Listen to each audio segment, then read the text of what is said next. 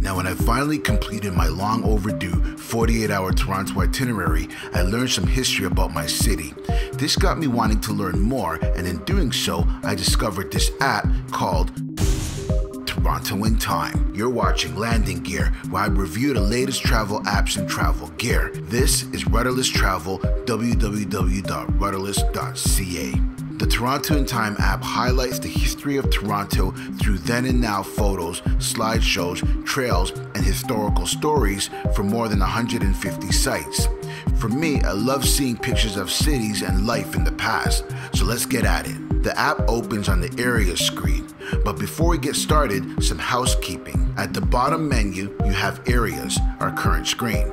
Themes, which is a collection of sites broken down into categories. Trails is a list of sites that you can go out and visit on your own personal walking tour. Maps is a list of all the sites cataloged in the app, and About gives you additional information about the app. In the Area section, you can simply choose an area of the city. Let's tap Downtown. You are given a list of historical facts located around the downtown area. In the top right corner, you can toggle between the list view and the map view.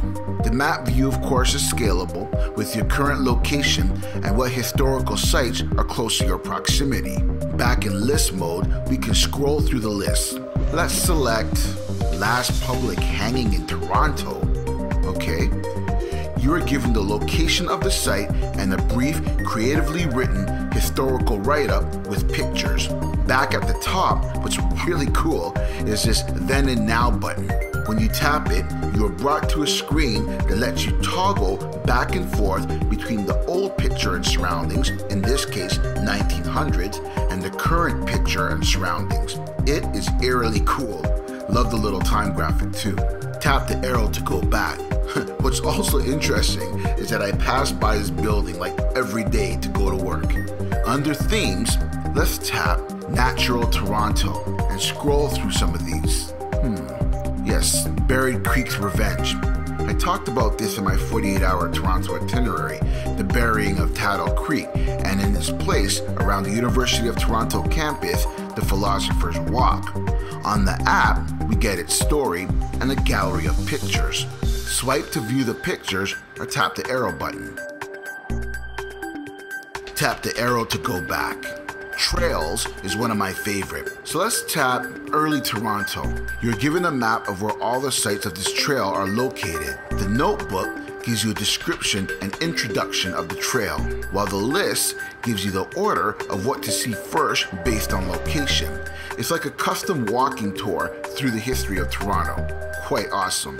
And with that, that's pretty much it. But even as I was putting together this review, I couldn't help but get lost in reading the history of many buildings, parks, and sites I know and recognize. It took me a little bit longer than usual to complete this review, but this app is quite fascinating. Whether you're from Toronto or just visiting, consider checking out this app and website, as you just may be walking past buildings and through parks that have an incredible story. Visit their website at citiesintime.ca and visit my site at www.rudderless.ca for more reviews on travel apps. Don't forget to like the video and subscribe to the channel. Thanks for watching. Cheers.